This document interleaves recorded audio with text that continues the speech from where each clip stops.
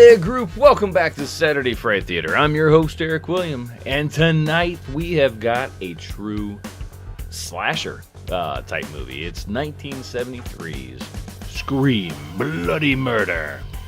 That's right, folks. It's about a young boy whose arm gets mangled in an accident. He goes a little insane. So they take him to a mental hospital, which, of course, they replace the mangled arm with, a hook. Of course, that's what they do in every mental hospital. Years later, he's released from the asylum and returns home, and he's not too happy about what he finds out. Well, let's just say from there, the insanity ensues. So, and people scream bloody murder! It's in the title, folks. Anyway, so I don't want to give the whole thing away, but we've got that for you tonight. Of course, we've got our interviews and with today's best independent filmmakers. So I tell you what, folks, grab that drink, grab that popcorn, sit back, relax, and enjoy 1973's Scream, Bloody Murder, right here on Saturday Fright Theater, where every night is a frightful night when you're watching a movie. See you back real soon.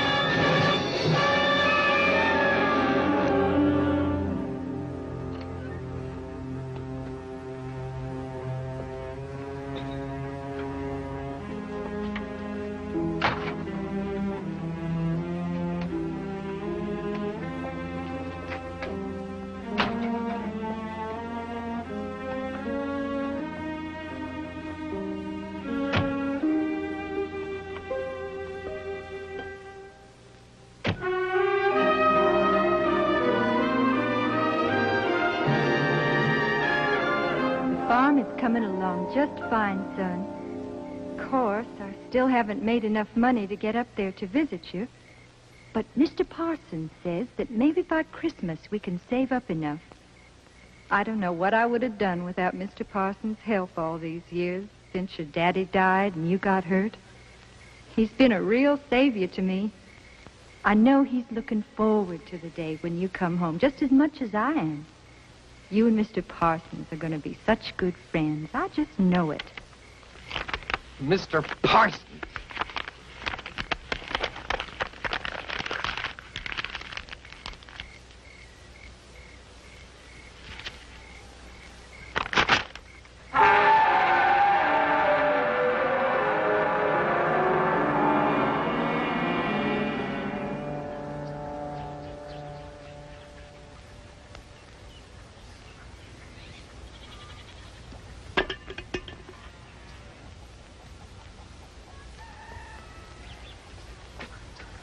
Mom, I'm home.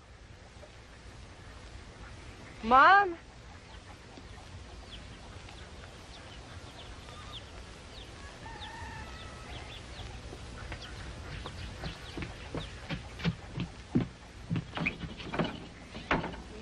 me, Matthew.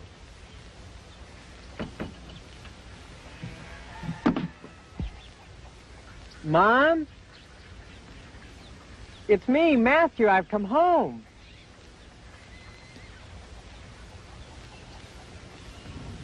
Mom?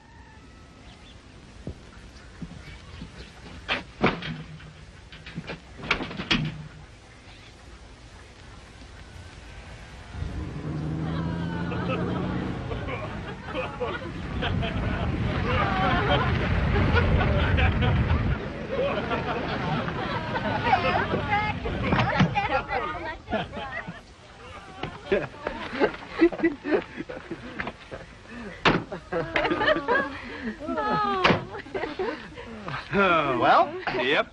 You gonna carry her over the threshold, Mac? Darn right. Only I don't know if my back can take it. Oh, now you know I ain't that heavy.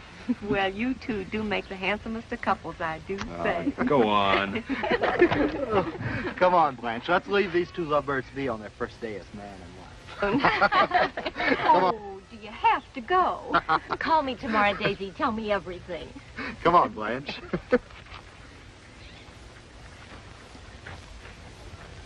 Don't do anything I wouldn't do, honey. In that case, there ain't nothing she can't do. Whatever is he talking about? I'll tell you all about it later. Bye now.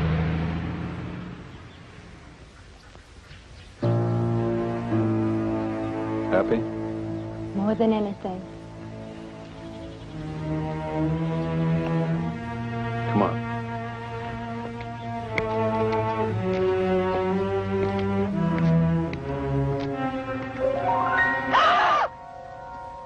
Matthew?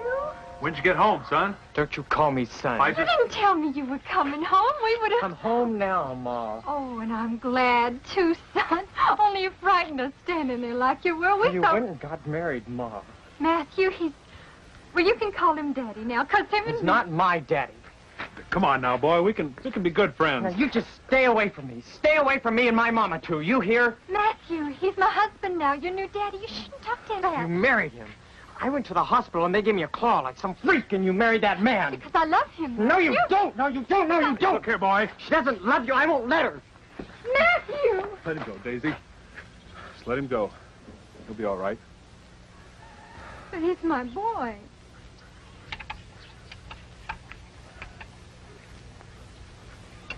Well, guess that's it for now, right, Matthew? Yes, Mr. Parsons. Oh, come on, boy. You don't have to keep calling me Mr. Parsons. You don't have to call me Pa or Daddy either. Just Mac. You can call me Mac like everybody does. Yes, sir. Knock off this sir stuff. We're family now. You, your ma, and me, we're all a family now. Sir? Come on. Let's go see what your ma's got fixed for lunch. We'll attack this damn tractor later.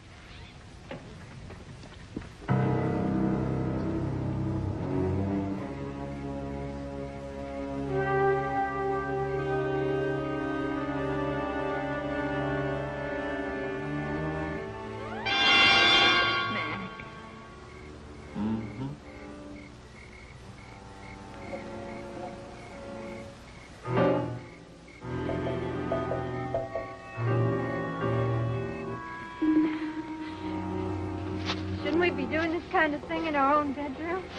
Nothing wrong with doing it in our own farm. What is Matthew? Oh. What'd he be doing out here in the woods this time of night, huh? Mac, I worry about him. Oh, he'll be fine. Like I said before, he just got a lot of getting used to, that's all. Oh, I hope so. God, I hope so. I know so. Come here. Oh, Mac. I'm here now, Daisy. I'm here.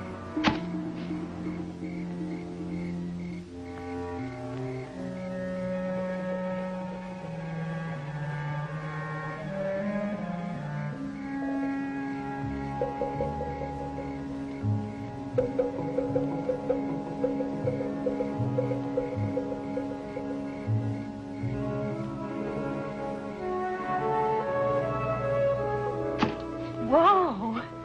We better get on back to the house. There's no way for a newly married couple to act.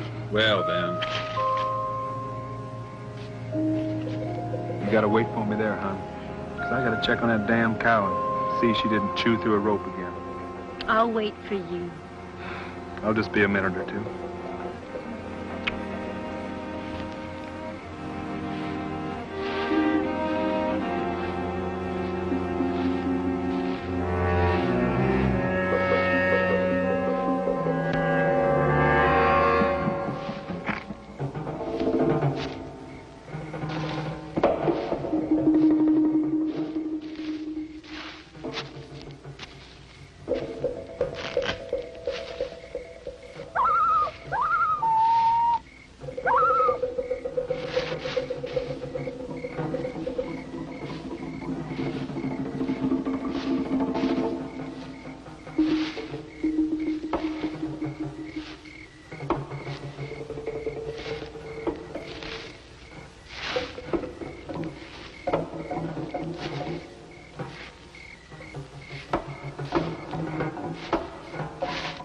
Hello? Anybody there? Daisy?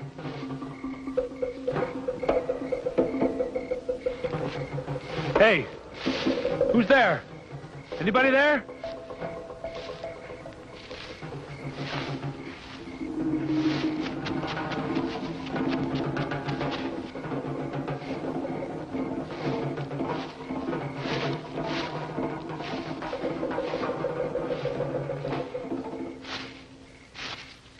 Matthew, I brought you some pie and milk. Look, whoever you are, stop this fool around, you hear? Who's in there, damn it?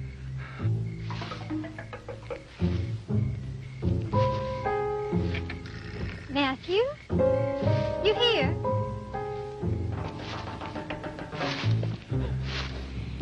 Who's out there? Let me in!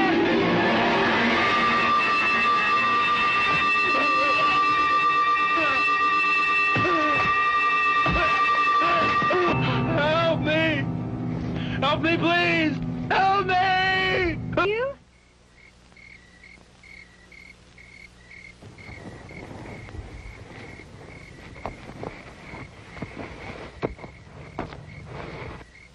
Matthew, is that you? Hi. I'll be right there, Mama. 1 second, I'll be right there.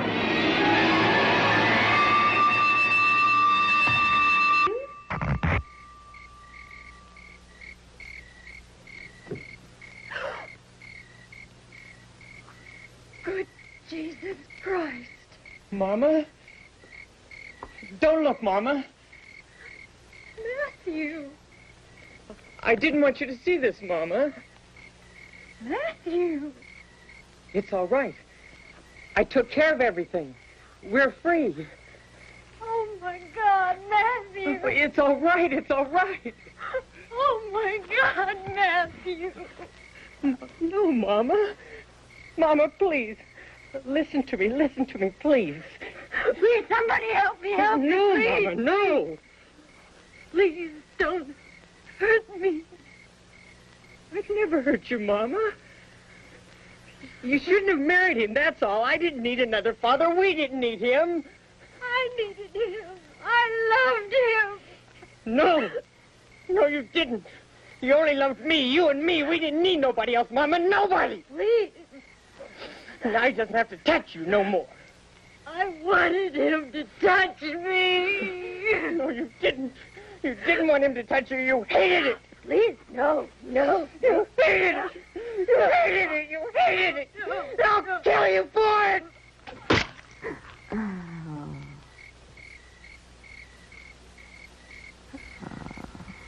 Mama?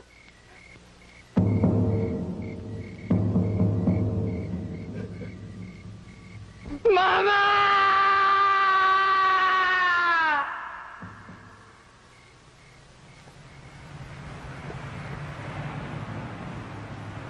Well, howdy, Matthew. Hello, Mr. Simpson. Where are you going so early in the morning? Well, I figured long as Mama got a new husband, she doesn't need me around to look after. Oh, nonsense. Your mama loves you just as much as ever. She know you leaving home? Yes, sir. I just said goodbye to her, Mr. Parsons, too. They don't mind you going off like this? That's the only way, sir. We're supposed to have supper with them this evening. I'll tell you one thing. I'm going to give them a piece of my mind. Letting a kid your age go off on his own. Mama sent me by here about that, Mr. Simpson. She said that maybe you ought to come over in a couple of days for supper, instead of tonight. I mean, what with me leaving and all, she just didn't feel up to it. Sure, I understand. Only, you got a customer. Yeah. Yeah. Look, don't go nowhere for a sec, you hear? I want to talk to you about your leaving.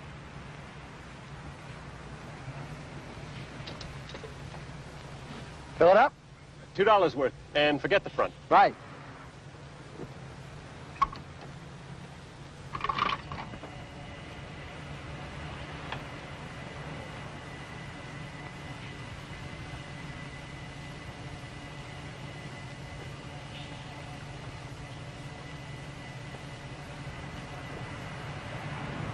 Hi. Hi. Like it? It's real nice. Hey, maybe he needs a ride.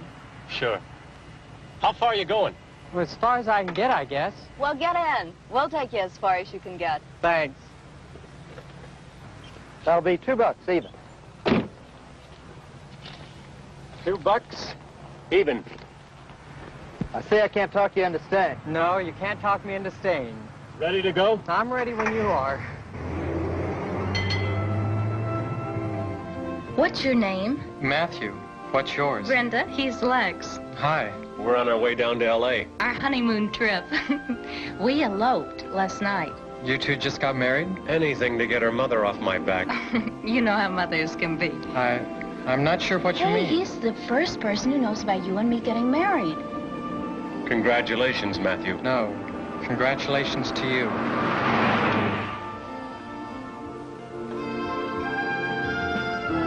Oh, look, Lex, what a great stream. Hey, yeah. Man, that looks inviting. Let's go in. Sure. How about you, Matthew? Want to dunk your feet? I think I'll watch. Oh, come on. Hey there, group. Erik William here with Saturday Fright Theater out here at Horror Hotel. Ran into a writer, director, filmmaker, Troy from Houston here, who has a movie playing this weekend called Stirring. And I was very fortunate enough to be part of that screening last night. It was a fantastic movie. And Troy, for the viewers out there that weren't fortunate enough to be here this weekend, could you tell us a little bit about yourself and what brought you here to Horror Hotel? Sure. My name is Troy Escamilla. I live in Houston, Texas. Stirring is actually my second feature film. I wrote and directed my first feature film. Those were basically the only experience I have with filmmaking, were those two features. Stirring, it screened last night, which is what brought me here to the Cleveland area. To the Cleveland area. Yeah. Well, I tell you what, Stirring was... well, I'll tell you what, why don't you tell us a little bit about Stirring, because it was a great film. And I'll just say, as a fan of 80s horror... Yeah. It was a very great homage to that genre. So tell us a little bit. Don't give any spoilers away, but maybe a little teaser of what they might have missed. So my favorite horror movie of all time is Black Christmas, and I'm a huge Christmas-themed horror fan. So I always said I wanted to do a Christmas-themed movie. So it's about a sorority house. Okay, it takes place at a sorority house. Where a prank kind of goes wrong at the beginning, kind of in good slasher, you have to have that good kind of prank going wrong to kind of drive the story. Right.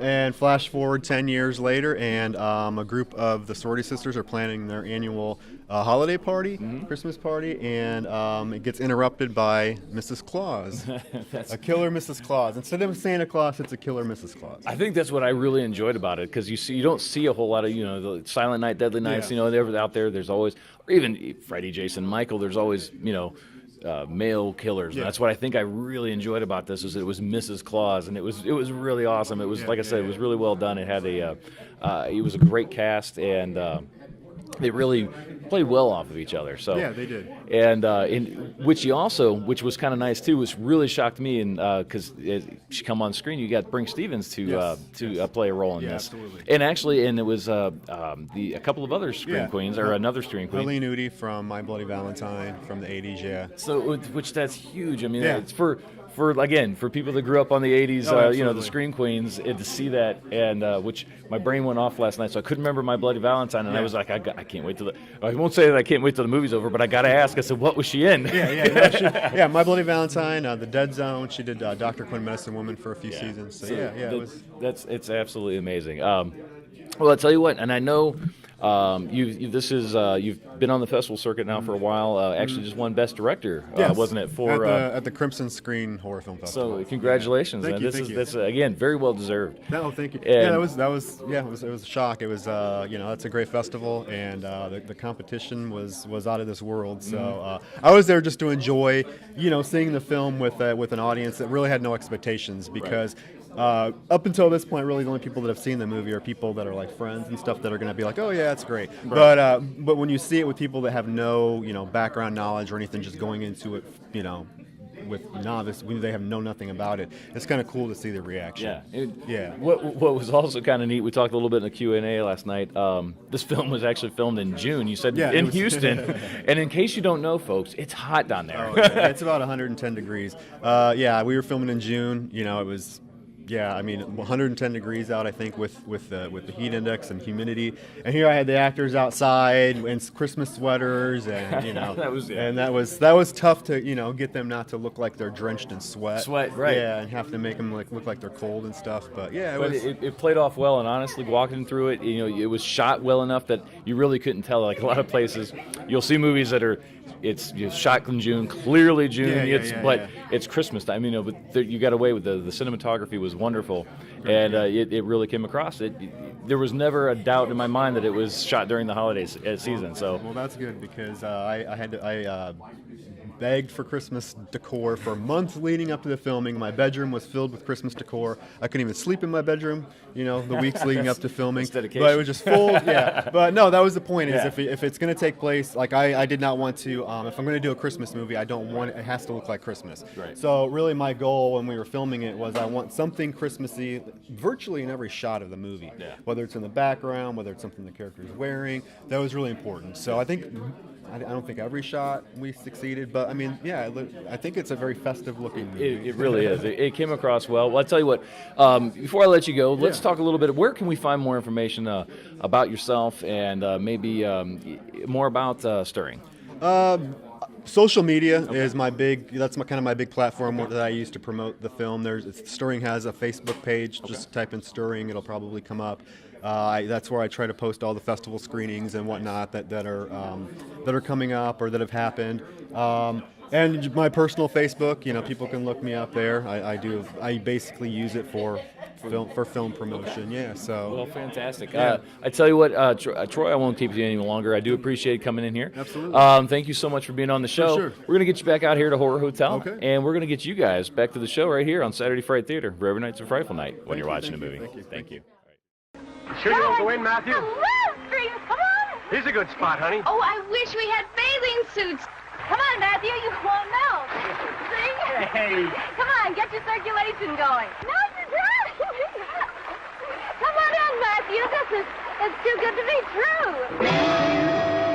Come into the water, Matthew. Come on, man. It can't hurt you. Come on in, boys. We'll all be one big happy family. Well, what are you waiting for? You don't want us to come out there and get you, do you? Please, Matthew. Shall I come out there and get you? I'm going to get you, Matthew. Oh, come on, Matthew. Don't be such a lady cat. Don't touch her. What? Don't touch her. What's the matter, Matthew? Don't touch her. Hey, man, that's not funny. That's not funny. That's not funny. You're crazy. I'm not crazy. I'm not. Then what's the matter with you? Get away from her. Cut it out. No!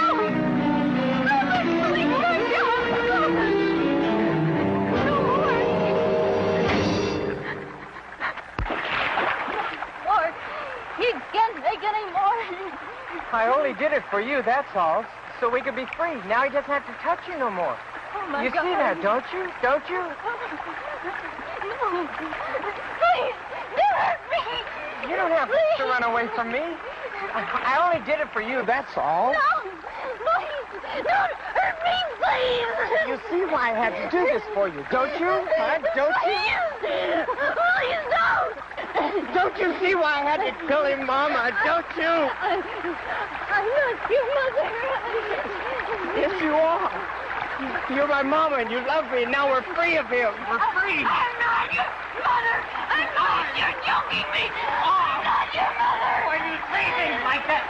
You're my mama, and you love me. You're my mama. My mama. Now you'll stay dead. Did you hear me? Stay dead.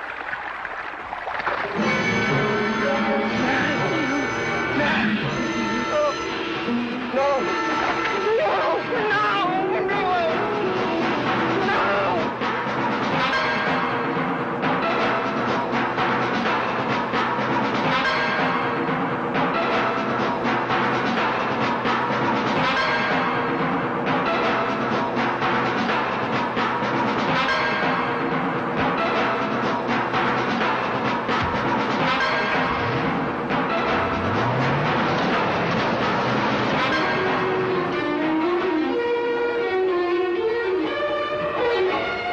Matthew, you can't run from me. Matthew, you can't run. Oh, my God!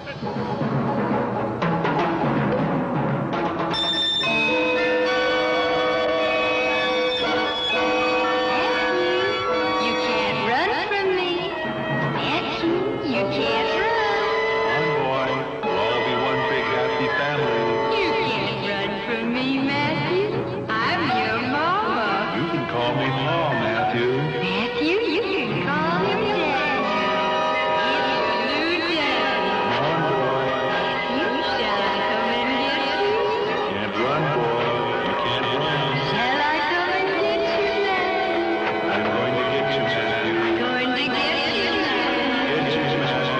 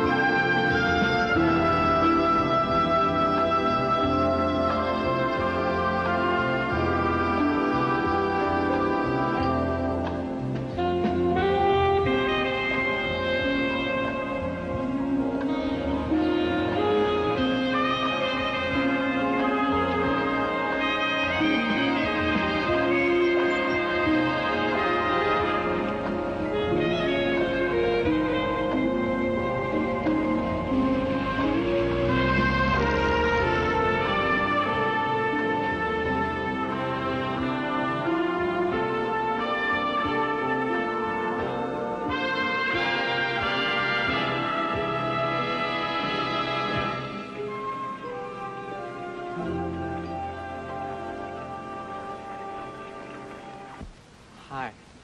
You a friend or a customer? I don't understand. A friend wants me to stay here and paint. A customer wants me to go inside with him. Which one are you? I'm a friend. Well, hello then, friend. What do you think of it? Your painting? Hmm? Well, it's, You don't like it. Oh, yes, I do. I like it very much. Tell me what it looks like to you. Oh, go on. You won't hurt my feelings. Paintings like these can be anything you want them to be. So whatever you say can't be wrong. I'd rather not. Oh, go on. Well, it's hot like the sun. All the reds and yellows. There's someone in there, burning. His skin is on fire, near the bottom where the blue is. Go on.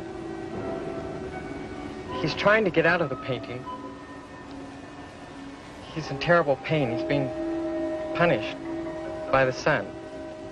What's he being punished for? He's being punished for... Please, go on. I want to hear. He's being punished for chopping up the man who took his mother away from him. Ah, I didn't know I was such a good artist. You are. You're very good. I like you very much. Well, thanks. I like to be liked very much. Can I stay and talk to you? As a friend or as a customer? Oh, as a friend. I'd like that. Hello there. Is this where Vera lives? Right. Are you Vera? In person. Hey, that's not bad. Hey, man, that's not bad at all, you know what I mean? I'm a friend of Tony Denker's. Tony Denker? Yeah, you know, Tony, the guy that works down the shipyard. Oh.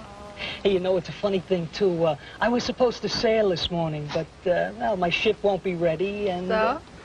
So I get an extra day's leave, and Tony gives me your address, and, it's a lucky thing, too, because, like, if I would have sailed this morning like I was supposed to, I, never would have got a chance to meet you, and, That wine for me? Oh, yeah. Yeah, Tony said you liked wine. Tony was correct. You want to go inside? Yeah.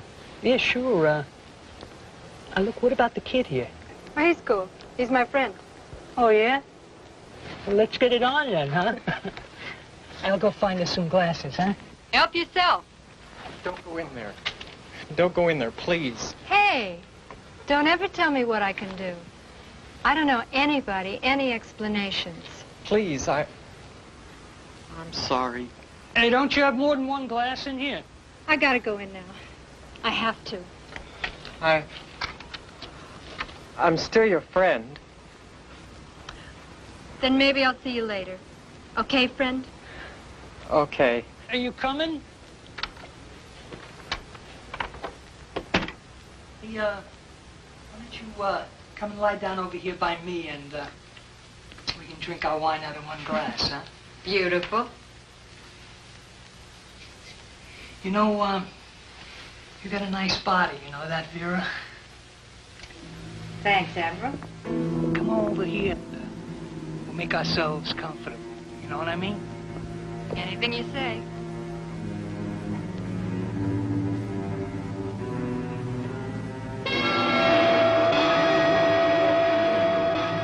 Oh, no, Mama. Don't let him touch you no more. He wants to take us apart, Mama.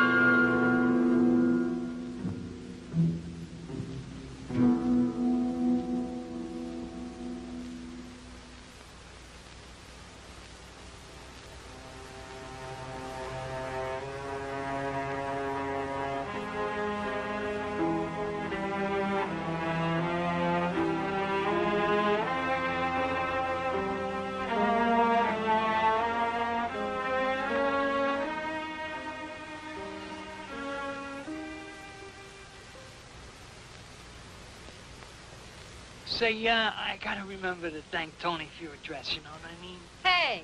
Hey, you forgot my money. Money? Oh, yeah. Yeah, I almost forgot. Sure you did. $10, right? Come on, come on. Okay, hold my hand. Hey, $10 more and I get another squeeze, huh? That's all for you. Go home. Okay, I'm going. Hey, wait, give me my hat. Bon voyage.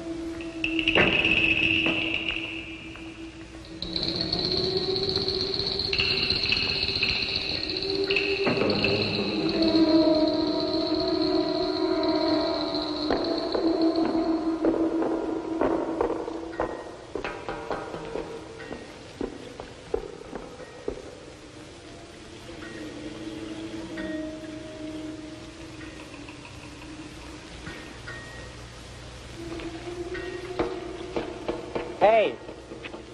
Huh? Wait up. Yeah? Yeah, what do you want? I'm a friend of Vera's.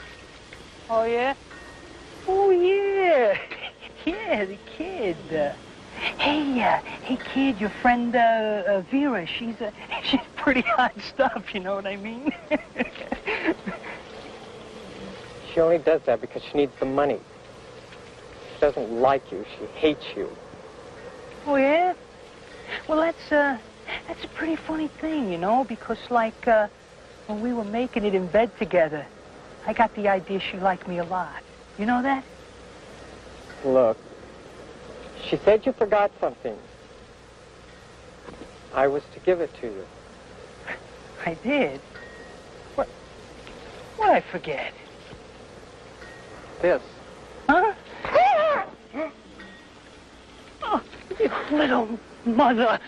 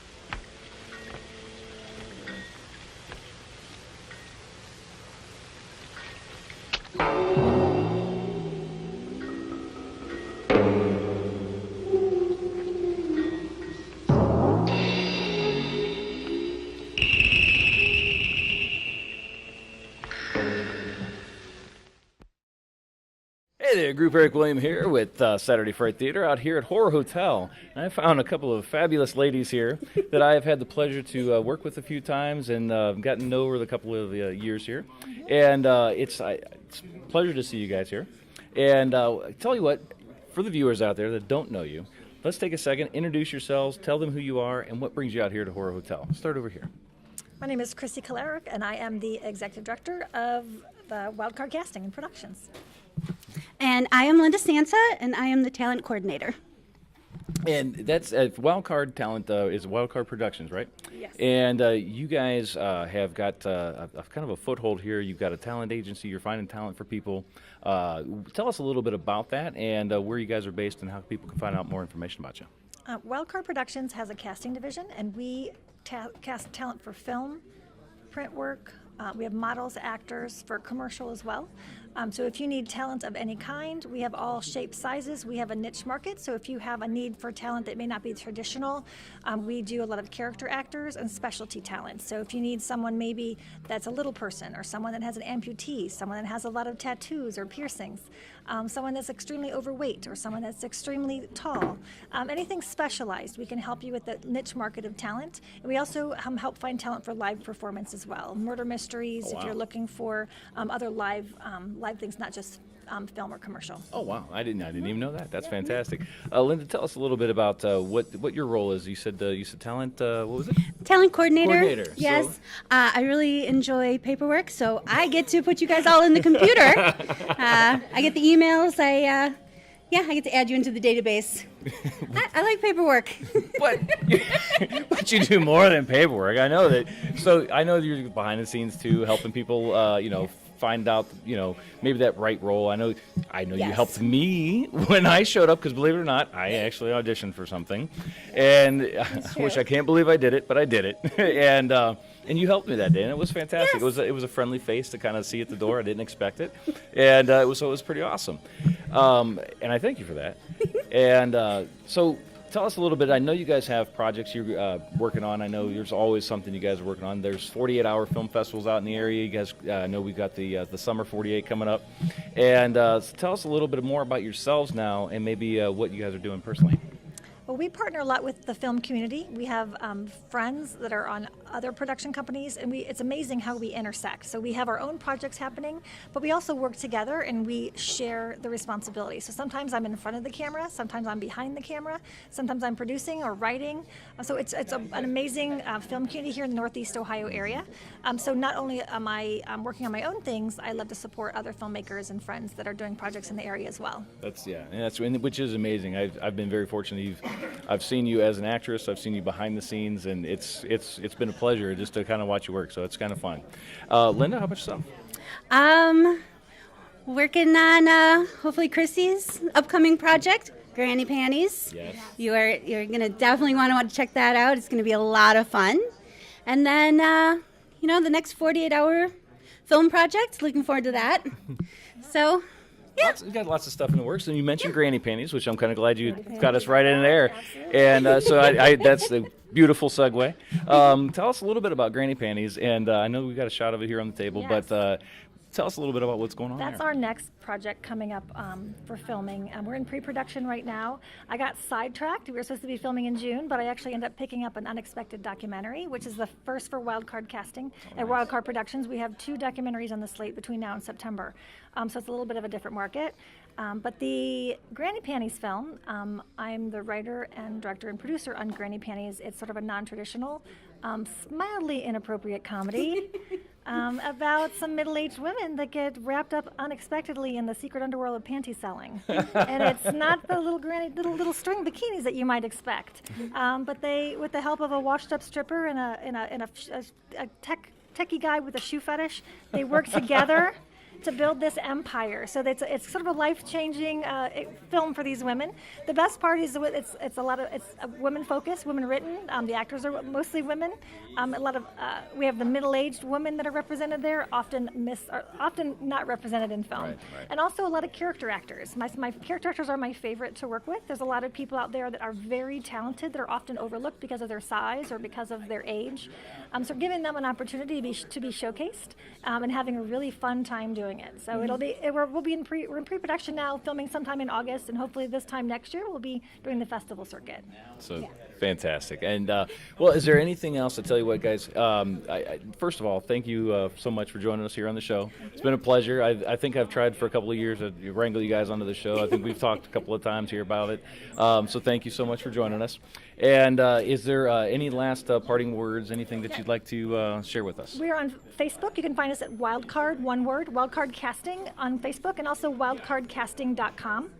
Just check us out. I think Horror Hotel has us posted on their Facebook page as well. If you want to, my name is Crissy. Feel free to contact me. I can help you with your project needs, or if you're a talent and you'd like to register with our program, we'll be happy to work with you as well. Awesome. And Lynda, how about yourself? How can somebody find you? And she's a little modest right now, but she is a fantastic actress. one of the best personalities I've been around. You can't help but just laugh and have fun when you're in the room with you. So I just needed to tell you that. And but where can we find you? Do you have websites or social media out there? Same thing with the Wild Card, but I'm also on Facebook. It's just Lynda Santa. Lynda with a Y, but Santa just like you'd expect to spell it. Awesome at Christmas time. All right. And okay. Yeah, you can contact me too about anything. I love talking to people. She does. So, well, I got to tell you what, guys, I won't keep you any longer. Thank you so much. I'll let you get back to Horror Hotel. And we're going to get you guys back to the action right here on Saturday Fright Theater. Every night's a frightful night when you're watching a movie.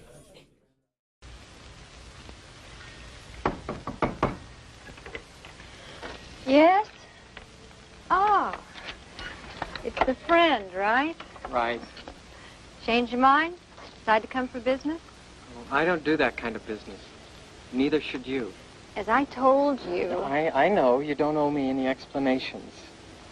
How come you're standing like that? Like what? With your hand behind your back? You don't hate me for it, do you? That I only have one hand? Why would I hate you? I don't know. Some people think it's sickening when they see someone who's not whole. Oh, no, they don't. You're being dramatic. They do. I see it in their faces. They get sick inside when they see that all I have for a hand is a hook. Well, I don't get sick at all, inside or outside. And I'm not even going to ask you what happened to your hand, either. You're not? You don't care? Well, sure I care. Only, the way I see it, I figure it's your hand, your story. If you want to tell me, you'll tell me. You're a very special person, Daisy.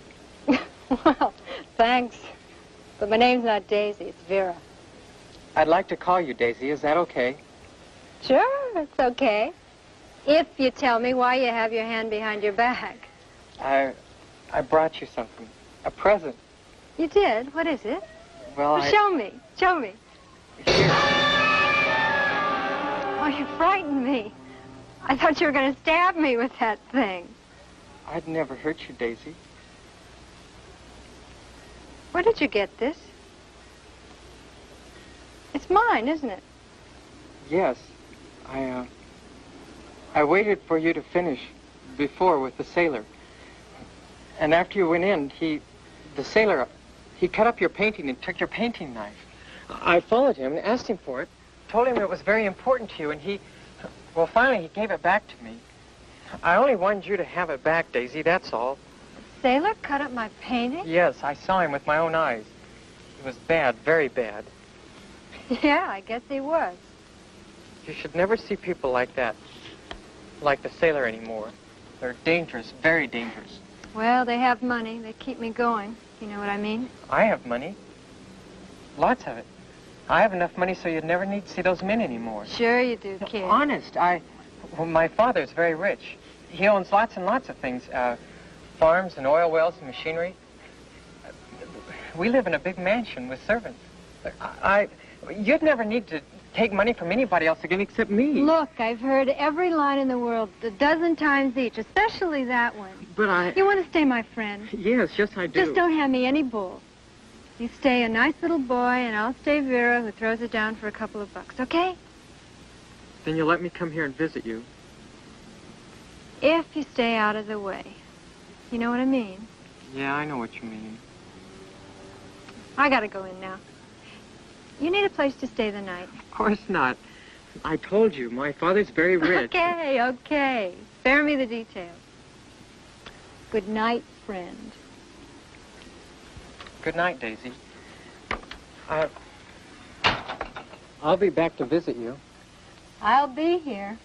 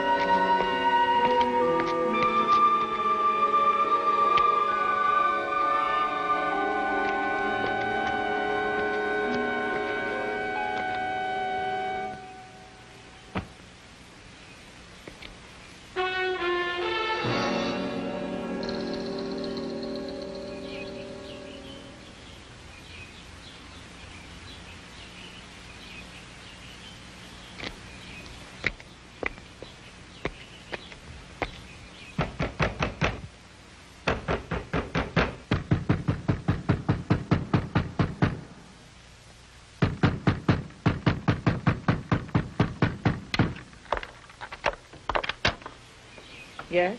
Hi. Hi. What do you want? My car broke down. I need to use your telephone. I don't see any broken down car. Oh, it's around the corner on Claridge. Then why didn't you go bang on some door in Claridge? What did you come all the way over here for? Well, I knocked on a few houses. Some were nobody home. Others wouldn't listen to me. I guess because the way I look. Or maybe it was my one hand. Maybe they didn't want me in their houses. A cripple. Sounds like the folks in this neighborhood. You know they wouldn't give you the time of day if they owned all the clocks in the world. I guess I'd better go. Hey, wait a second, boy. Are you sure your car's broke down? Oh, yes, ma'am. Right around the corner. I can't get it to move. Well, all right. Come on in. And wipe your feet. Yes, ma'am.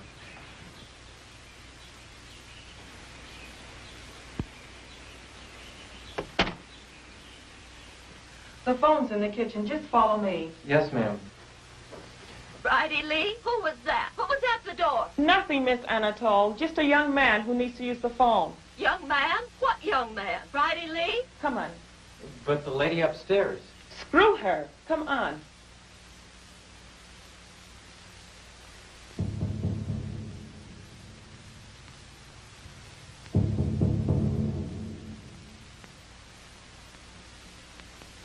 Oh, well, the telephone's over there. I have to get back to Miss Anatole's supper.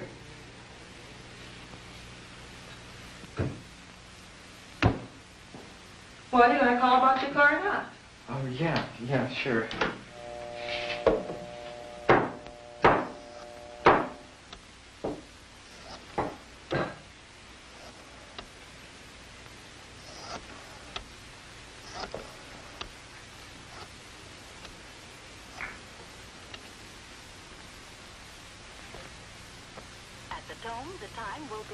Hello, is this Zimmerman's Auto Repair? Exactly.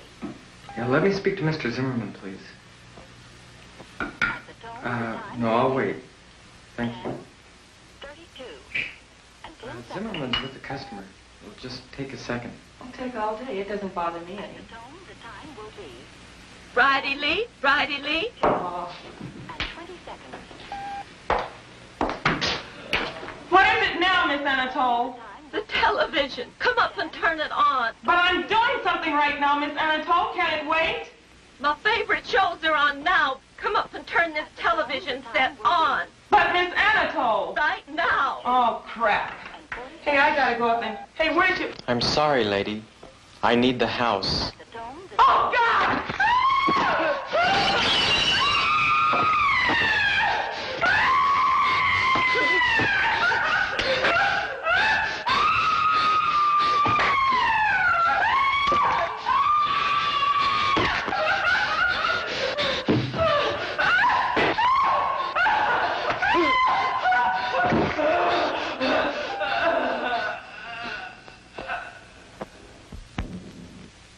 Bridie? What was that yelling and banging about? Are you there? Bridie?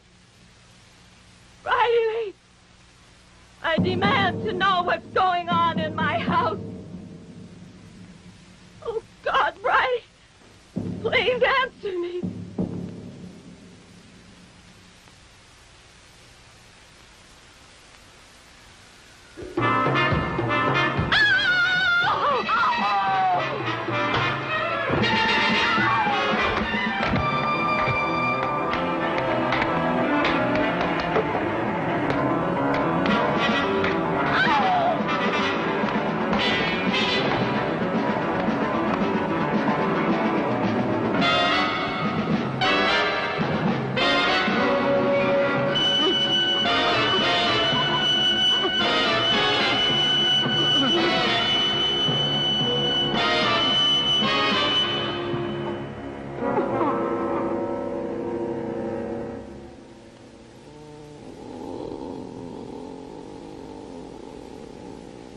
Okay, dog.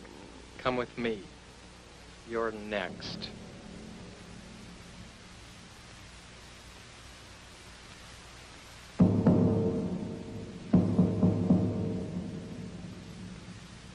Good dog.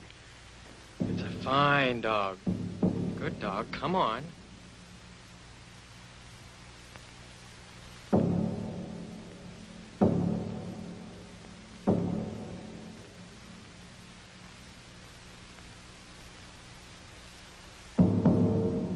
Come on. Up on the table. Good dog.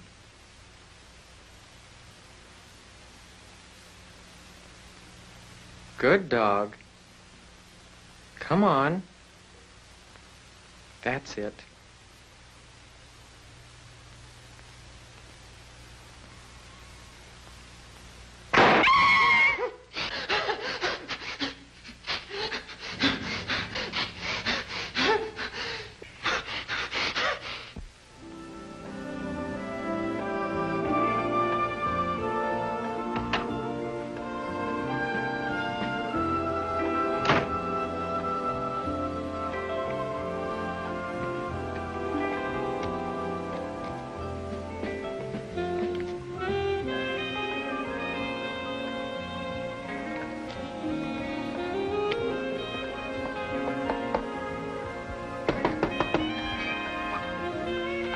Hello, Daisy. Hello. Are you busy? I'm waiting for someone to come over. Business? Could be. You have your hand behind your back again. What have you got now? Another palette knife? A flower. Picked from the front yard of my mansion. Picked from the front yard of my mansion. How easily you say that. Well, do you like it? Yes. Yes, very much. Well, you know, it's not a daisy. I know. But we can pretend that it's a daisy, just like we pretend that it's your name. Okay, it's a daisy. You want to see my car? It's right over here. Sure, I'll see your car.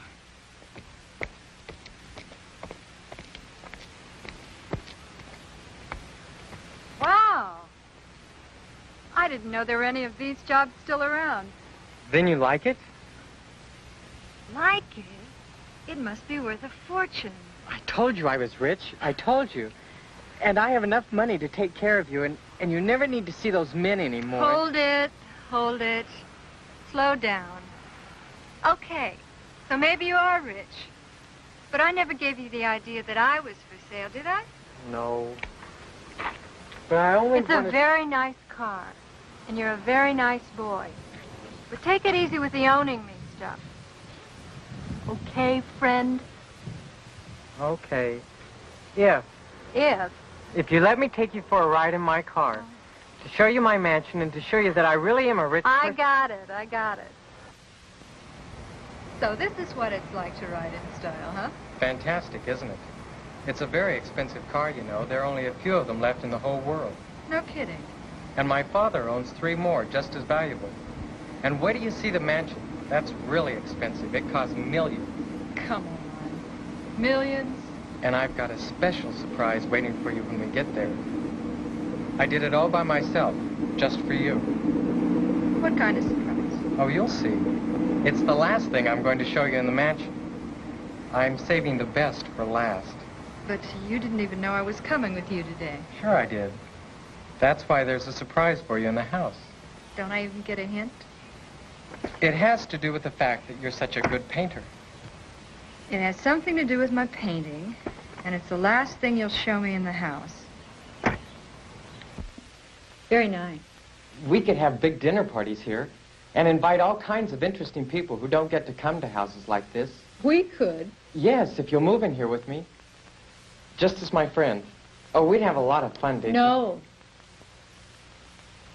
I'm rushing you. I shouldn't do that. Peace? Peace. There's sunlight in here all day long, and I took out all the furniture. And I'll buy you paints and an easel and everything. Oh, you'll like that, won't you? There are a lot of things in life I like, but I learned to do without them. You don't listen. I've got lots of money. I can buy you everything. People belong where they belong. I'm an amateur painter who turns tricks to make the rent. That's where I belong. No.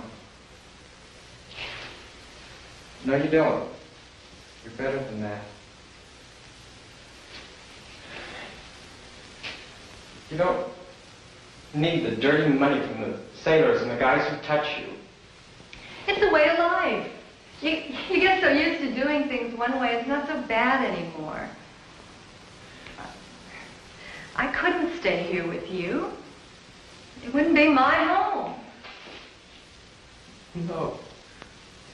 This is your home, Daisy. Look, I don't want to get cruel with you. I had a lot of fun seeing your house and your daddy's money. But now it's time to go. Why? Why? Why? What's wrong with living here, huh? What's wrong with having everything you want? Money and food and clothes. You could be a famous painter, maybe. It's okay. You don't want to drive me home? I'll take a bus. It's okay. No, don't leave me. We're friends. Yes. Yes, we're friends. You and I. Where are you going? To my home. This is your home. I have my own home. There are men there. They'll touch you. It's okay. I don't mind. I like them. It's okay. No, you don't want them to touch you. Hey there, group. Eric William here with Saturday Fright Theater out here at Horror Hotel, and I've been fortunate enough to find Diana Woody here with us, who has been gracious enough to come back on the show here with us. Diana, thank you again for taking the time to come on with us. Oh, you're welcome. Thank you for having me. Do me a favor, and for the viewers out there that maybe this is the first time seeing you, introduce yourself a little bit and tell them what brought you out to Horror Hotel this weekend. I'm Diana Woody, and I am a writer and a director, but I'm also a scientist. I always throw that in.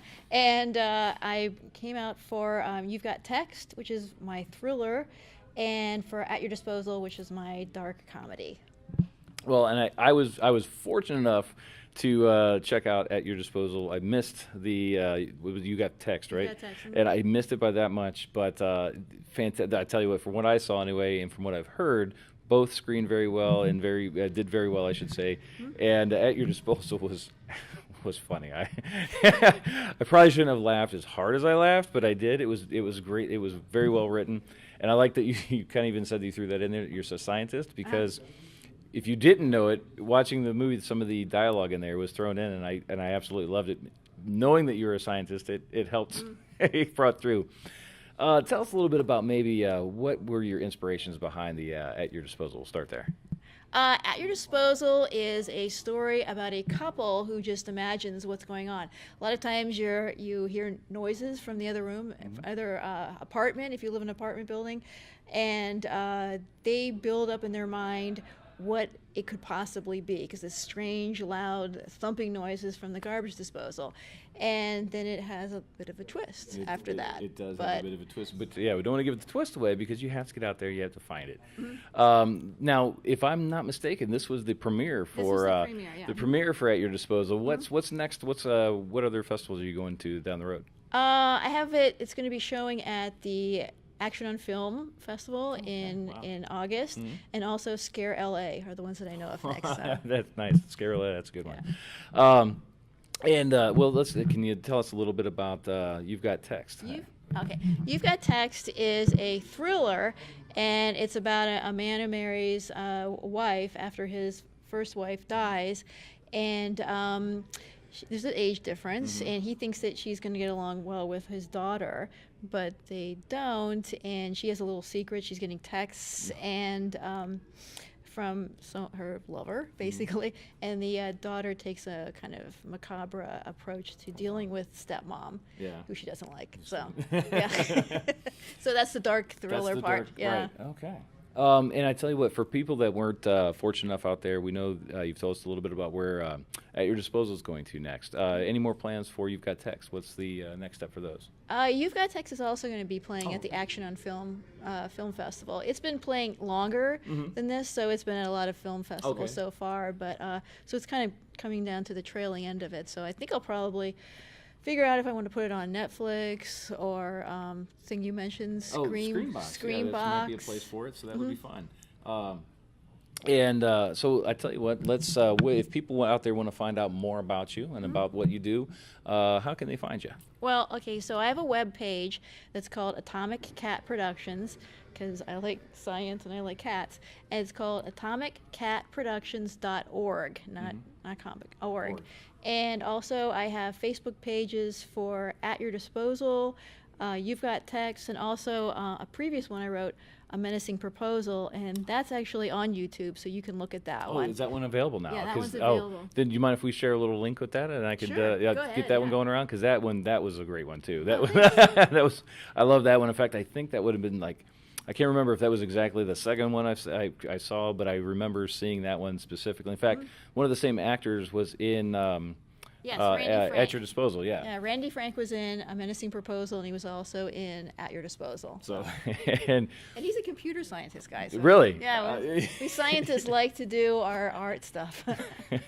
Well, he plays both parts very well. He's a very I want to say comedic actor, but it's the way he carries himself. He's very funny. So again, I'm saying this, if you see these movies, they're funny, but they're dark, they're twisted. I love them. I like dark comedy. Yeah, It's just that's my appeals to my funny side and to my dark side. Yeah. So well, I tell you what, I thank you so much. How about before we get you out of here, anything future projects you want to talk about that you've got in the works? Sure. I've got one that's called Best Friends Forever, and I did a short screenplay, and it's about a girl who she dies accidentally, and she misses her friends, so she goes through certain means to get the friends to join her on the other side, because she's not really doing anything mean in her mind, but they do end up dead. And then I'm going to make it longer, because we're going to make a longer screenplay out of it, and I'm going to describe the world of when they're on the afterlife, and so And kind then, of Beetlejuicy like. I was going to say, is that the other one that we were talking about? Wasn't there another one you had? House Rules? Yes, House Rules. Rules. Yeah, House Rules is a story about a girl who goes into a house, and it's haunted, and he has kind of old-fashioned ideas, like she should be running up into the closet or up into the attic, or cowering, and when he says get out, she tries to get out, but he locks it, and she says, but you locked the door. So it's kind of it's almost like a male-female kind of battle between the two, and they kind of work it out, and it's romantic anyway. I know is the way you describe it. I crack up every time, because it's just, it's like you said, the old-fashioned ghost and the modern woman. It's like, no, I'm not going to run up in the attic. And that's a bad idea, basically. I guess that's the scientist part too, because I'm saying like, no, that's a bad idea. I wouldn't do that. Yeah, that's right. Who runs up into the attic? That's the worst place. So, well, again, thank you so much for joining us here. Oh, thank you. I'll let you get back out here to the Horror Hotel and enjoy the rest of this festival. And we're going to get you guys back out to Saturday Fright Theater, where every night's a frightful night when you're watching a movie. Come back here. Come back here. I've lots of friends in the neighborhood. They'll miss me. They'll come looking for me.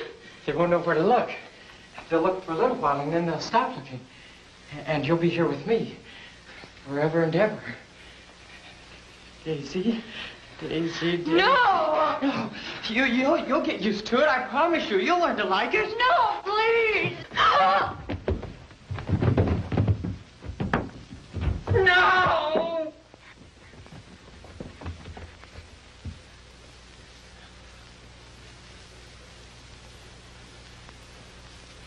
What'd you do that for, Daisy? I wasn't gonna hurt you. I'd never hurt you. I want to give you things to make you happy. I want you and me to be good friends. Well, we are going to be good friends now, aren't we, Daisy?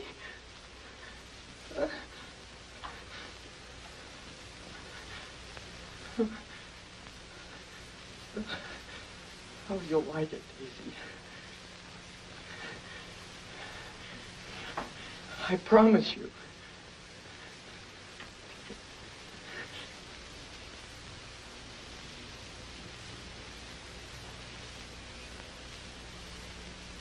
See how peacefully you sleep here? You're getting used to it already.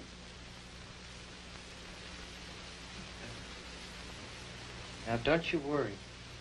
I'll be back soon. I'm gonna go get you a few surprises. Oh, you'll love them when you see what I'm getting you.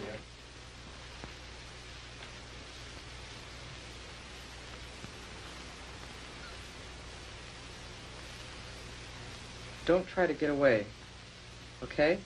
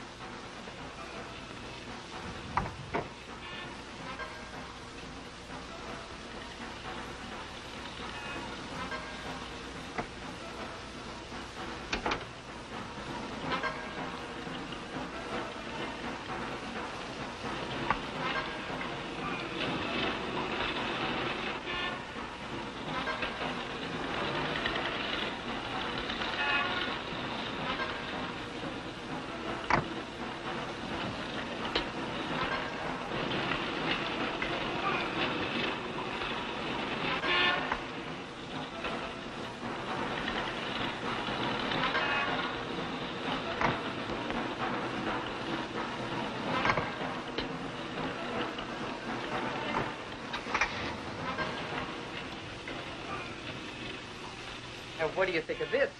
A steak. Well, who else ever bought you a steak before, huh? Nobody, that's who. And paints and an easel. An easel, how do you like that? There's more damn stuff here than you've ever seen in your life. Do you appreciate it? No. No, you don't appreciate it. Fine dresses and nice food. The best art stuff they had in their whole store. I'd like to have seen a sailor buy you things like this. Well, he wouldn't, would he? Huh? Would he? Would he? Would he? Damn right he wouldn't.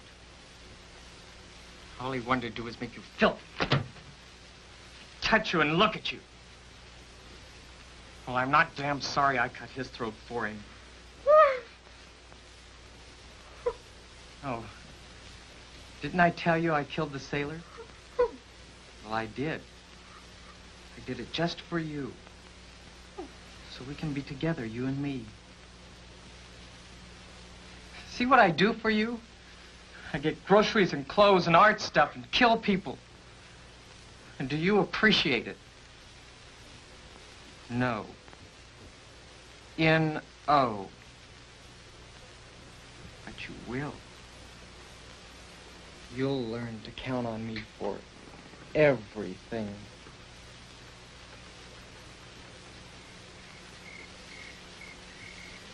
That's it. Chew it up real good. If you don't chew your food, you'll get sick. I don't want any more. Oh, you've got to eat, Daisy. Otherwise, you'll waste away and become nothing but skin and bones. Please, I don't want any more.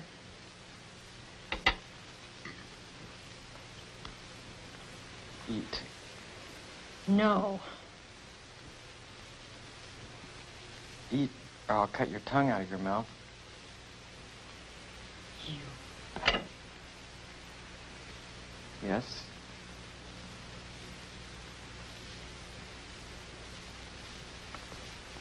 I'll eat.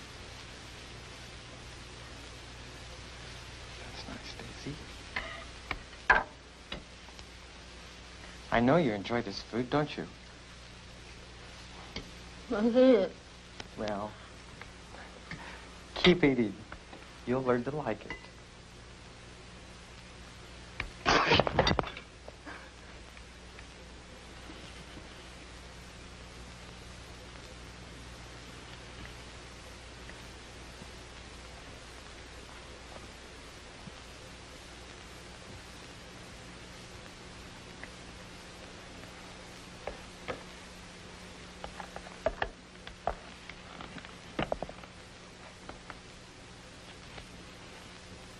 finished all of this. And then you'll be very happy. Won't you, Daisy? My name is Vera. No. It's Daisy. Vera! It is Daisy.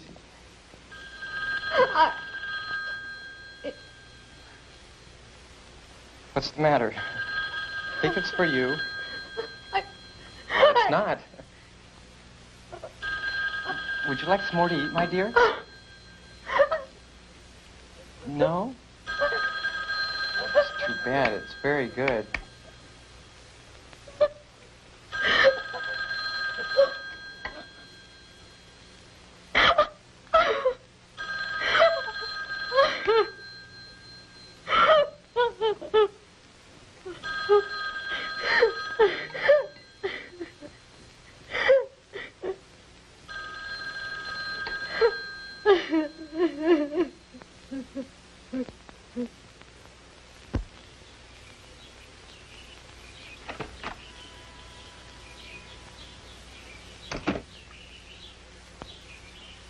And now, Mrs. Gloria Jennings of Butte, Montana.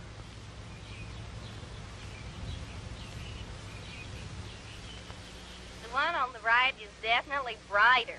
The colors are cleaner and brighter, too. Whiter, brighter, cleaner clothes. The laundry on the right. Well, Mrs. Jennings, let's take a look and see which best-selling wash day detergent made that happen. My goodness. That's right. It's Active. Active laundry detergent did the job the other detergents left behind. Don't miss tonight's Hal Roberts Show, when Hal and his guests take a hilarious look at the world of fashion. That's right after the 11 o'clock news, the late-night place to be. And now we return to our program, The Break of Day.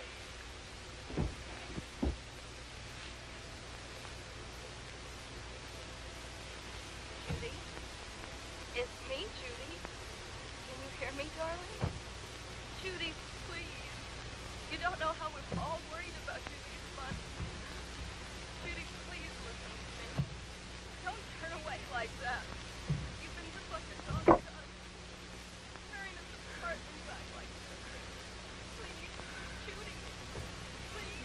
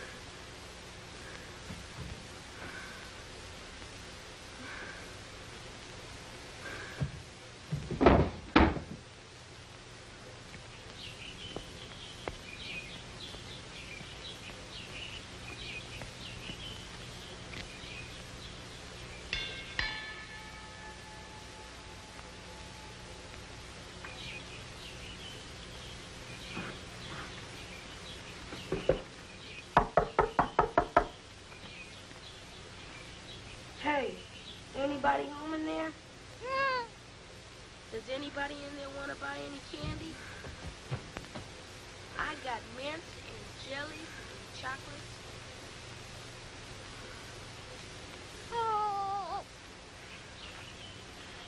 Hey, anybody want to buy a box of candy?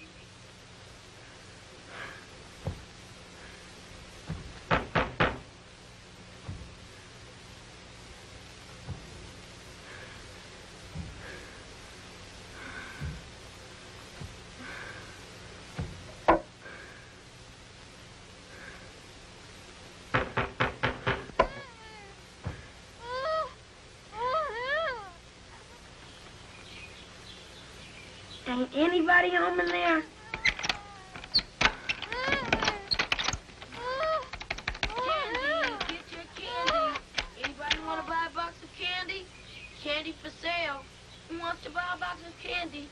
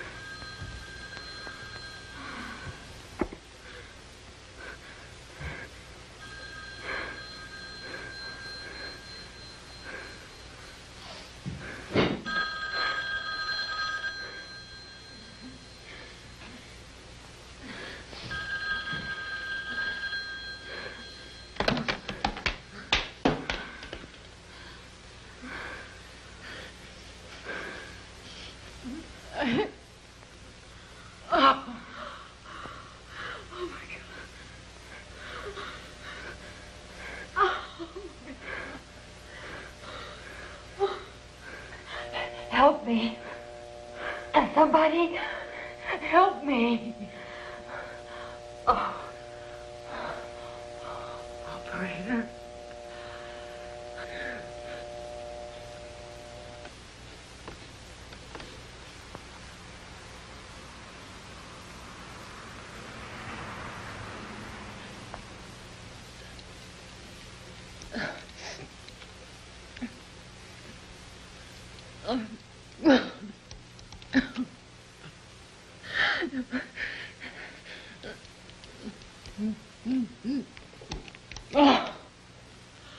Operator. Wait! Wait! Operator, may I help you? Oh, yes. Please. Help me, please. This is the operator. May I help you, please? Yes. Oh, yes. Yes. Help me. What is the trouble, please?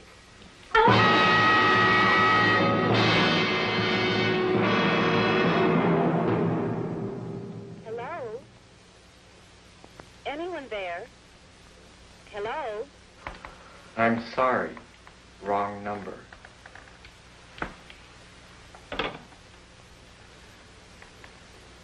Hi. I'm home. Now you get a good night's sleep. You've had a long day today. Tomorrow you'll feel so much better. Maybe you'll paint a picture or something, too. Okay? I'll come in here bright and early, and I'll fix you a nice breakfast. And maybe I'll take you to your painting room for a while, too. Okay? We're going to start having a lot of fun around here, you and me. A lot of fun.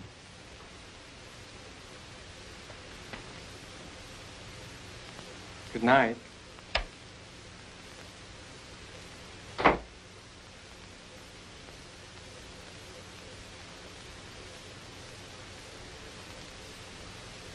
Aren't you going to paint something?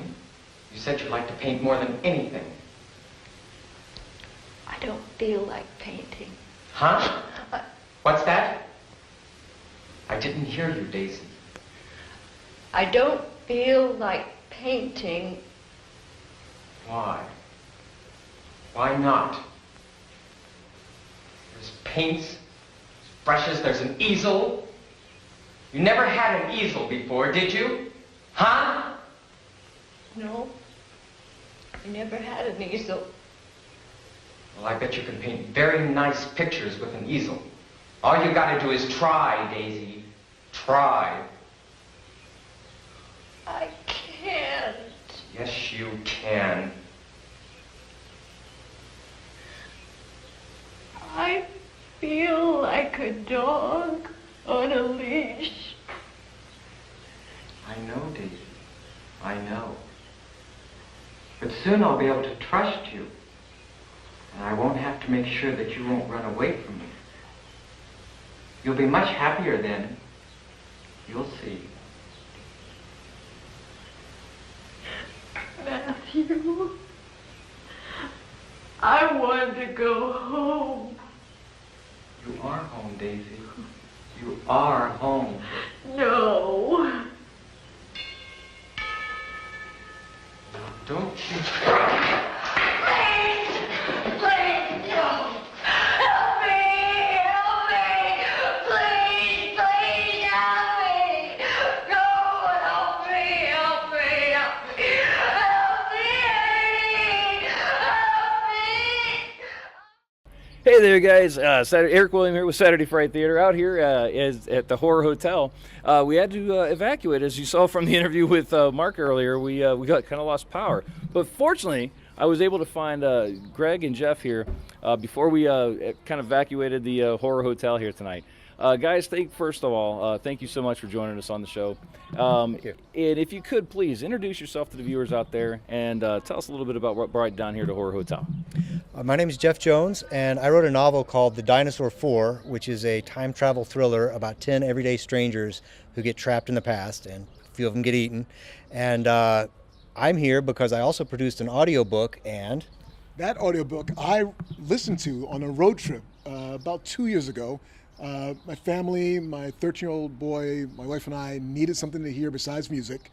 We got on the road with an audible suggestion called The Dinosaur Four, and every time we got off the road to go get something to eat or go to the bathroom, we couldn't wait to get back in the car just to listen to Dinosaur 4. And it was as exciting as The Martian, which is we listened to the year before. Right. And after the ride, after the long trip, my son says, that should be a movie. I said, yeah. I'm in a business, I know, but is that? No, Dad, it should be a movie.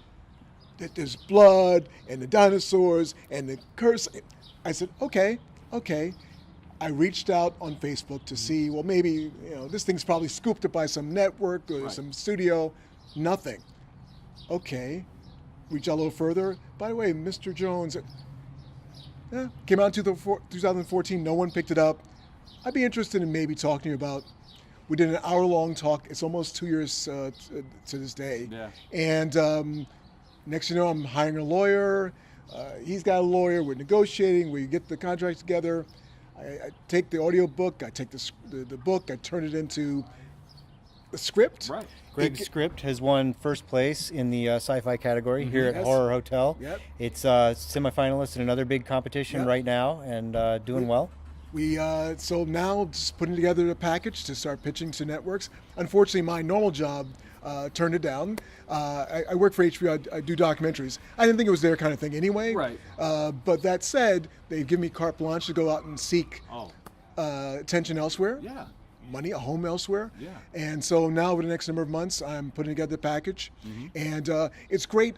It was originally 192 pages, so maybe it would have been like the next Netflix, it's the dinosaur version of the Stranger Things type of thing. Right, yeah. But then I said, well, let Geoff take a crack at dialing it down, especially given it to submit to competitions. So now I can accept on the 192-page script. Yeah. He hadn't revisited the story in a while. He was able to go through with a chainsaw and scissors and dial it down to 120 pages. I said, damn, that is really good. Yeah. And you got a skill at screenwritings, by the way, in the future. And that's what we've been submitting. And we've come in high ratings. The coverages I get are like 7 out of 10, 8 out of 10, even the ones that aren't science fiction competitions. Yeah, so, well, that's fantastic. And you know what, maybe you brought up a good point there. I know there's people out there that are writers that, maybe not necessarily screenwriters.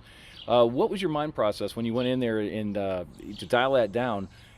Did you, what was your, I guess, your motivation in there? Did you know exactly what you wanted to take out, or did you have to kind of go through it and go, well, I can live with this and live with that? I mean, how did you really get through that transition? I do that a lot in my writing. Whenever you write, you're putting out so much, and then you've got to develop a skill for cutting it down to just what's essential. Right. And since I knew the story and was really familiar with it, I was able to do that. I don't remember anything specific. But just being able to do that, though, and being able to have to dial down, that's, you don't really think about that. I know that there's people out there that, one of the nice things I like to do when I go to the independent festivals and we get to meet lots of writers, directors, producers, the independent scene, most everyone's doing it themselves. And they have that the motivation of, well, I have a story, but I don't know how to quite write it down, or it's a case where I think that's a great skill that somebody needs to know is write it all out and then kind of revisit it. And the phrase is from old is true. It's the writing is rewriting. And if you can't be open, well. When I first spoke to my lawyer, and we'd known each other for a while, he said, and he was confident that I knew what I was doing professionally, but he said, okay, you need time to hire a writer. And so I said, first of all, my friends who are WGA and so on, and professionals on the West Coast, they're not taking time to write this. I can't afford them. Right. But I know the basics. Wait, you're writing a script?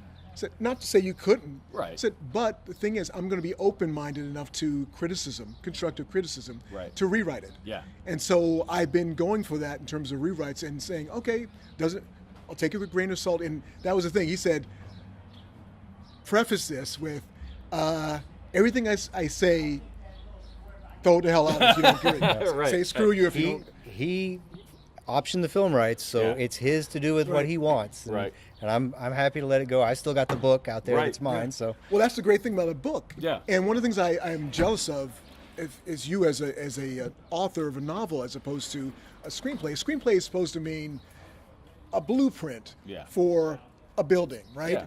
And if you don't build a building, you don't put blueprints on display in a museum. Well, you may, if you're Frank Lloyd Wright. Right. But what was great about a novel, Yeah. and what I was envious of in a wonderful way, is that once you finish the book, and thankfully, he's smart enough to go to editors and get criticism and tear it apart, put workshops stuff. Right. But once you finish that, it's it. Yeah. And whether or not Simon and Schuster or whomever puts it out in hardcover, you can go to what's left of bookstores. Bookstores, right. Or you get lucky enough to be Andrew Weir and get a great deal and not only have a web Amazon success, but then get turned to. It doesn't matter. It's a finished thing. Right. People can enjoy it, but a movie needs to. I need all the other players, which is joy to it, but. My readers have been looking for a Dinosaur 4 movie, though. I've gotten a lot of reviews at Amazon where they say, this was a fun read, but I want to see the movie. Right. There's several, probably a couple of dozen reviews that are like, where's the movie? I want to see a movie of this. Well, at the bottom of the description on Amazon, it says, been optioned for movie rights, so nice. I'm happy they put that, Well, and it's coming full circle, so that's going to be amazing. I can't wait for this to get finished. I know with the passion you both have, just sitting here talking to you this weekend, I know it's going to get done. Thank you. Well, I tell you what, before I let you guys get out of here, I do once again thank you so much for joining us on the show. How can viewers out there find out more about you, more about Dinosaur 4? Where can they find the book and more information about you? The best place to find the book is at Amazon. You can get a paperback, you can get the ebook, you can get the audiobook at Amazon or Audible. And if you like it, tell your friends, help build up the support for it so that Greg can get the film made. Yeah, and Greg, what about where can we find out and keep updated on this? I'm on Facebook. Okay. So you can try to friend me. Say, by the way, I listened to the Dinosaur 4 on Amazon and Audible. I loved it. I want to see it as a movie. Reach out to me, and in the next couple of months there will be an official website. Okay, good. I'll try to update people on the progress of it. Well, that's fantastic. I can't wait. So, well, guys, like I said, I'll get you out of here. There's more festival out here at Horror Hotel to enjoy, and again, thank you so much. And we're going to get you guys back to the action right here on Saturday Fright Theater. Every night's a frightful night when you're watching a movie.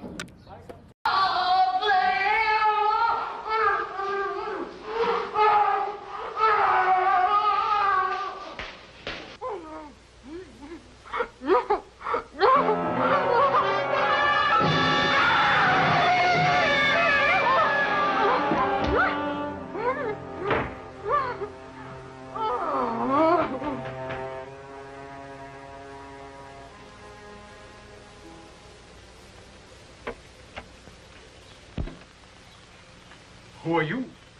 I'm Matthew. Who are you? Dr. Epstein, Helen Anatole's physician. She's not at home. Well, what do you mean she's not at home? Her car's right out front. Where is she? I'm her nephew. She never mentioned a nephew to me, son. Now. Back east? What the hell are you talking about? My grandfather died. Her brother.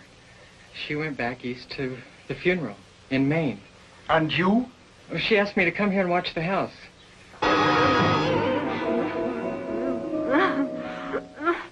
Yes, sir. You're making that up. I never lie, sir. When will she be back? I'm not too sure, sir. Friday, is she here? No, sir. That's why I'm here. Bridie went with my Aunt Helen to Maine. I can't believe she'd go without informing me. She needs her arthritis shot every other day. Your aunt should know better. Well, I'm sure you understand the emergency. What with Grandpa dying and all. She was very upset. Well, I suppose I might as well... You don't mind if I look around, do you? Just for my own peace of mind. But I already told you. Let's start with Mrs. Anatole's room first, shall we? I've been telephoning here for 3 days without getting an answer, and I want to know what's happening in this house. You'd better leave right now. My aunt would be very upset if she knew I let you in here.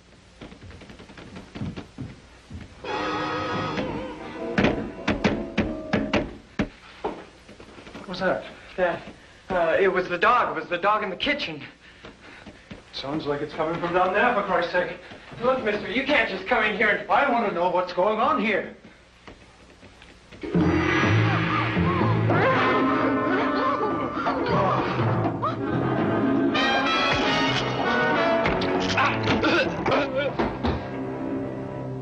Told you you'd be sorry, didn't I, Daisy? This is all your fault. It'd never have happened if you'd only cooperate. He would have gone home and everything would have been fine. Oh, he's dead. And it's all because of you. I hope this teaches you a lesson. To try to cooperate and live nicely as my friend. I wouldn't want anything like this to happen again. Would you?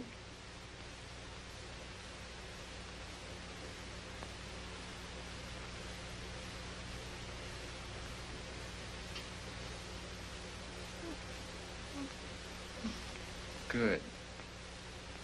Me neither. See here? See? Not one word of your disappearance. Not one. We're safe. They can't find us and they don't even want to.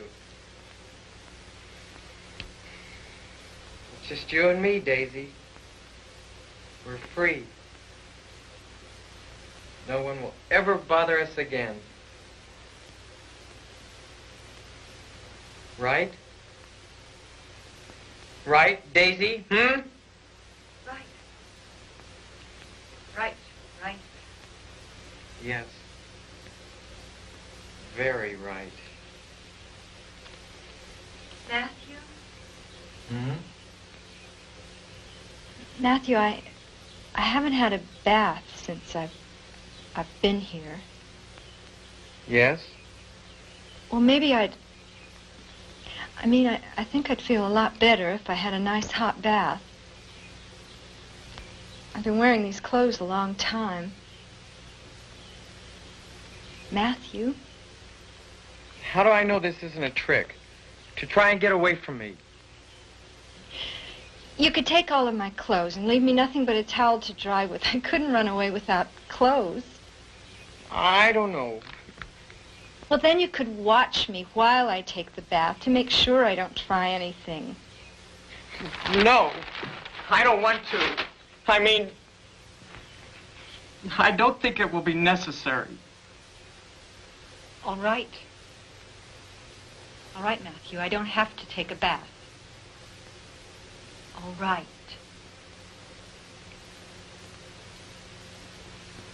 Do you really want to take a bath? Yes. Please.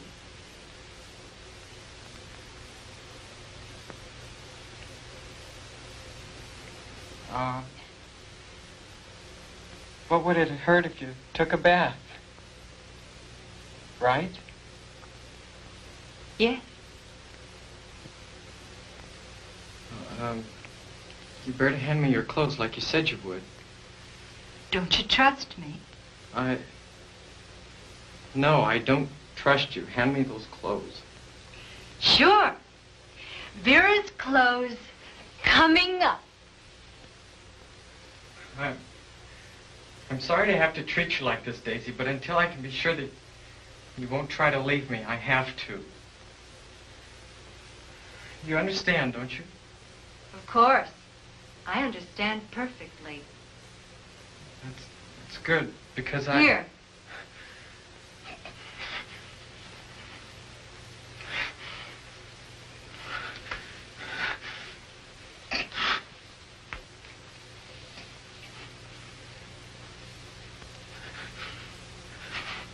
And here's the rest of them.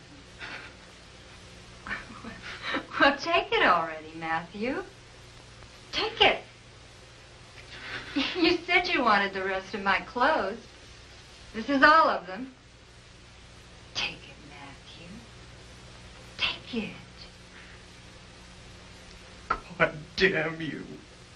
Poor Matthew. God damn you. Poor Matthew. God damn you!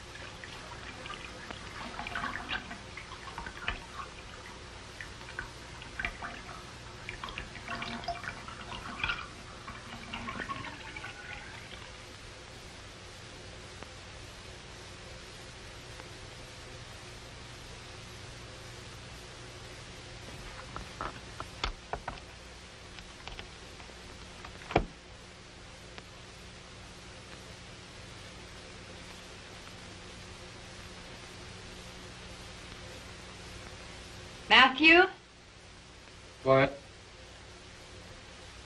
I'm finished. Yes?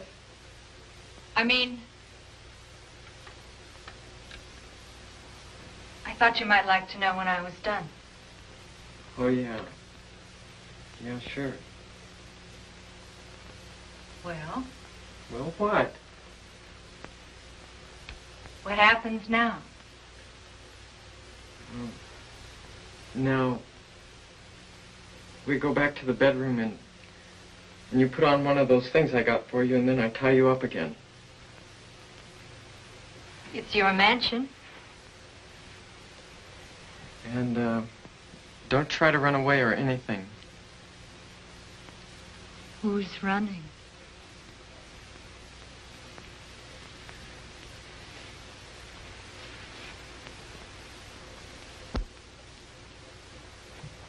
Here I am, at your beck and call, Matthew. Don't make fun of me. I'm not. Isn't this what you wanted? I do everything you tell me to. I eat when you want. I sleep when you want. I'm your prisoner. Aren't you happy? You better put some clothes on now. Why?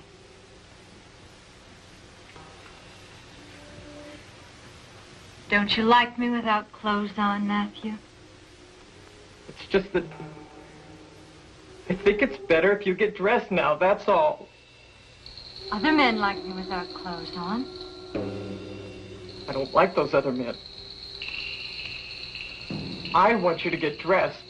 I have to tie you up now. They like to look at me. They like to touch me. They like to make love with me, Matthew. I don't care about those other men. They're filthy, disgusting. Wouldn't you like to make love with me, Matthew? Haven't you ever made love, Matthew? Huh? Better stop this now. We're going to live together. And we have to make love together. No, we don't. We don't have to. You said you'd provide me with everything I need. You have to provide love, too. No. No. Come on, Matthew. To do this. Come. We'll be friends and more. Much, much more. I'll teach you. I'll teach you, Matthew. Please. You'll see. You'll love me even more than you do now. Come.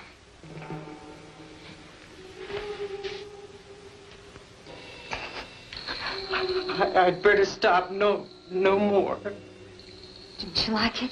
Don't you like to kiss me? Yes. Yes, I like to. I like to.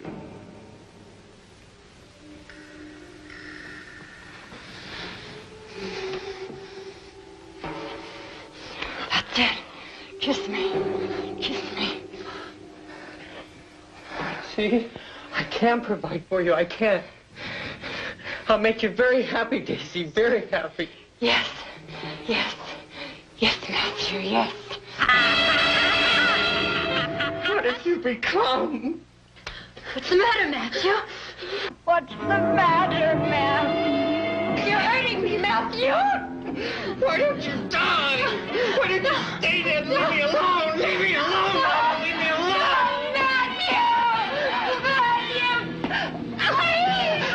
Somebody.